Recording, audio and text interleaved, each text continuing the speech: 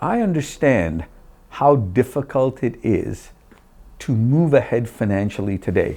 And moving ahead financially oftentimes involves buying a house. Now, for other generations, when you bought a house, it was typically 3 times your income or 4 times your income.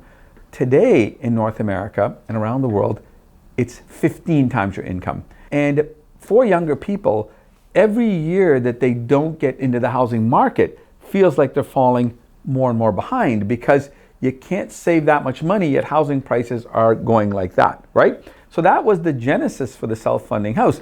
Get into the market now on a house that you can't afford on your own income, but if you had renters there, that income would help you pay the mortgage. Home ownership today starts with a mind shift. That's what the self-funding house is all about. So how do you buy a house and become a landlord? Well, it's not that difficult, and people have been doing it for a long time. You add an ADU to your house, an accessory dwelling unit or a secondary unit. Home ownership is possible if you think about your first house as being your first business. The self-funding house is about 100 pages. It's going to take you less than 2 hours to read it. And within that 2 hours, my hope is you're going to have a mind shift about owning your first home.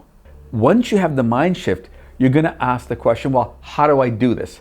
And that's where we've created a companion to the book, the online learning portal for the self-funding house. This contains all the how-to information. Okay, so the book is about the mind shift. You know what? I want to buy a house, and the way to do it is to build a self-funding house that generates revenue to help me buy the house. But once you get down to how you do it, the parking, the zoning, the construction, the landlording, the reporting, the financing, that's all in the learning portal. It starts with the mind shift and it ends with financial security.